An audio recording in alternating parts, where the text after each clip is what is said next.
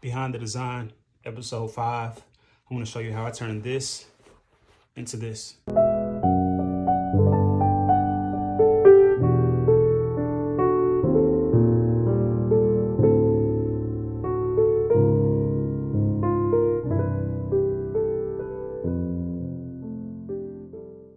Let's jump right into it and start with the pattern. The pattern itself is pretty simple. It's just 3 pieces. Let's start with this big one. It's just a rectangle. You attach the zipper at the top. These are the sizes, the bottom. These lines just signify where I'm placing the different pockets. I would place the zip pocket there, and then it would fold over, something like that. I also have this patch pocket that I put in the inside of the bag. It's just like your typical pocket on the back of your jeans. Pretty simple, just want to have a smaller option to put things. But that's it.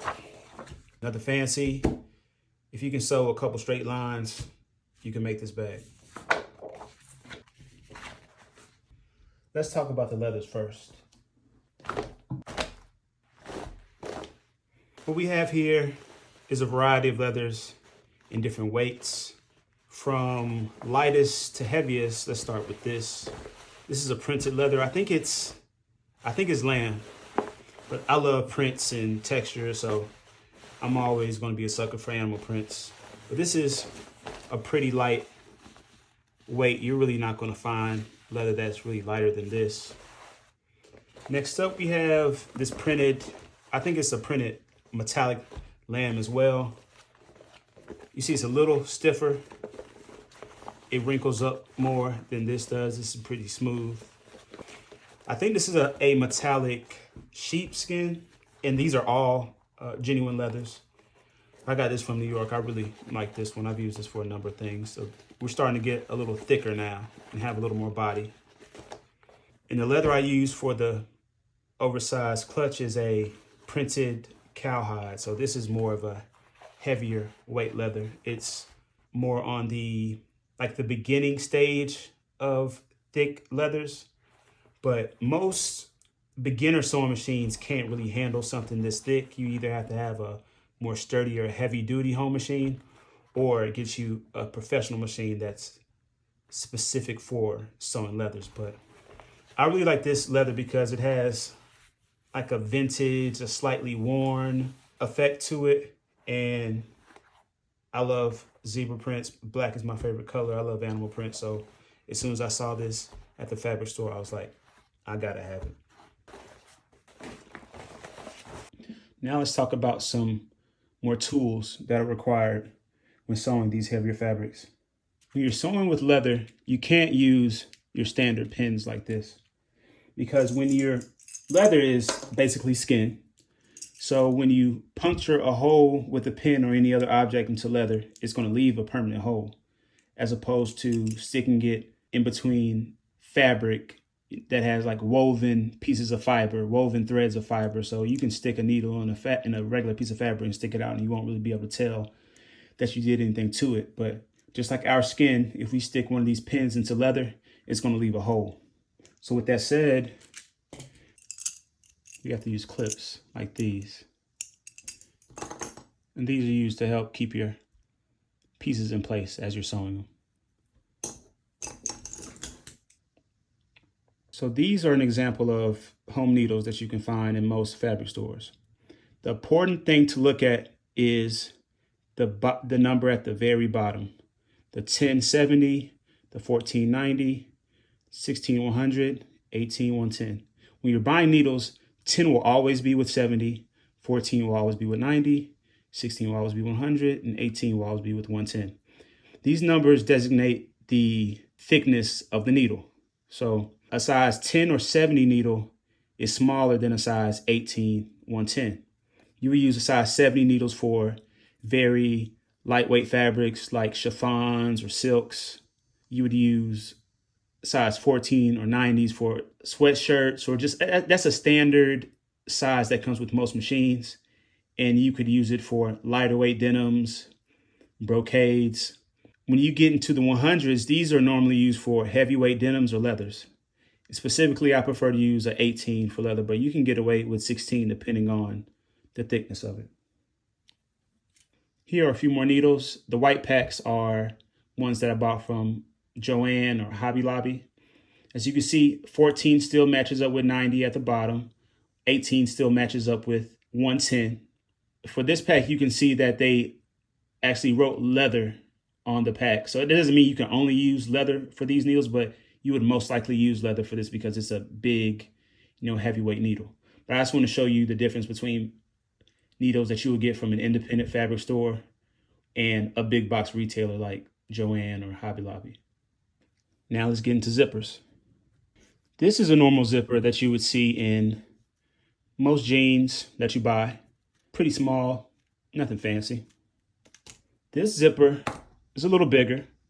It's more appropriate for jackets and coats, and you may see this in bags sometimes. This one here is a little bigger. As you can see, the pull is a lot bigger than these first two. And this is considered big for most standards. You would usually only see this on a bag or very, very, very high-end jackets or bomber jackets. So Valentino, McQueen, Dior, you name it, you're going to see big zippers like this. But for the clutch bag, I pulled out this big guy right here. You'll probably never see a zipper this big on anything in a store, but I wanted to use a zipper that was really big to make a statement and just to create a conversation. That's really my goal with almost anything I make. As an independent designer, y'all have so many options to get clothes, and so I feel like if I do anything, I need to stand out. I just don't think it serves me just to make really minimal things or plain things. I know that has a place in this world, but I feel like I can get to that later. But it's my job to make a statement and be rememberable. So I went with this big boy for the zipper, and I'm happy with the way it came out. When it comes to tools, the last thing I wanted to talk about is thread. Because we're using a heavyweight leather, it requires us to use a bigger needle. And because we're using a bigger needle, we also need to use a heavier weight thread. It may be a little hard to tell, but this is your standard thread that you'll find in most stores. And this is a thicker thread that's used for upholstery and leather. I took a scrap piece of fabric to show you the difference. The thread on the left is your traditional weight of thread that you'll see anywhere in America. And the one on the right is a thicker thread that you'll use, like I said, for upholstery and leather applications. This is more of a straightforward and simple video compared to the others. I'm sure y'all low-key like seeing me work my wrist when I'm sketching out things, but there's really no need for that today. But like I always say, I want to make these videos educational as well. So I am going to talk about the process of creating a zipper pocket. Basically, the whole idea is this would be like the main fabric, the main piece of fabric. And this is used to actually create a clean opening so that the zipper can fit in. When you're doing this, you need to consider two measurements: the width of the zipper from the end of the zipper stop to the top of the zipper pull. I measured this beforehand. It's 6¼ inches. And lastly, you need to measure the height of the zipper pull. So from here to here, this vertical measurement is about ½ inch. And it's represented with this rectangle. It's 6¼ inches wide and about ½ inch tall. So what we're going to do is stitch directly on top of this black line all the way around. And once you do that, you get something like this. Usually when you do this, you want to use a thread that's the same color as your fabric, but for illustration purposes, I wanted to use a thread that could stand out against this white fabric so it's easily visible. What we're going to do next is cut in between and then snip all the way to the edges into the corners without actually cutting the thread. Let's see if I can do this and get it right. Snip in the middle. Stop about 1/2 inch from the corner. And then go all the way to the corner, but don't cut the thread.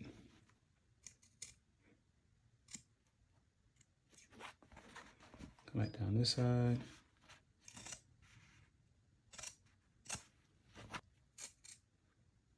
Go to the corner. We have something like this. So the key is cut as close as you can to the corners, but do not cut the thread. After this, we're going to get the iron and turn inside out. Don't judge my ironing board. We're not trying to look pretty over here, okay? We get to work, we get the job done. Now we're going to turn the pocket open inside out. I'm gonna press it first.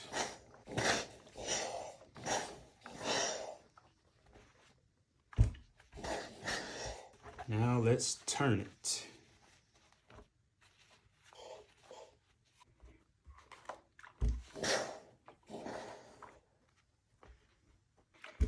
I was rushing a little bit. Got that little crease right there, but it's no problem. This is just to give y'all an idea of how to do it. We're not trying to be perfect at all. Move this thing out of the way. So there we go. This is the opening of our zipper pocket. And if we did everything correctly, we slide this thing under. It should fit right in there. And at this point, what you would do is stitch around the edge to attach them nice and neat. And then you would take your pocket bag and attach it to these pieces. And there you have your zipper pocket. When everything is said and done, you have something like this. Nice big bag with our fat zipper on it. This is one I actually just made today, so I put it on the site this morning because I figured somebody might ask for it after I show y'all this video. But there's plastic on it, but you can just easily just take it off. So you have the patch pocket, like we talked about on one side. We have our zipper pocket on the other. But that's it. I hope y'all enjoyed the video. As always, I appreciate the love. I appreciate the likes, the comments, the shares. I hope you're getting some entertainment out of this and some education. I have one more video lined up that's already planned. I may release that in the next few days, but if you enjoyed it, leave a comment, and I'll see you next time. Before you go, I want to share this quick story. When I first made this bag, I was going to a holiday party, and this guy wanted to buy it. So when I get there, there's this young lady there who loved it. She was super fly. She had on this dope outfit, and she had this black Balenciaga bag. But when she saw this bag, she's like, I have to have it. And she bought it off me right on the spot.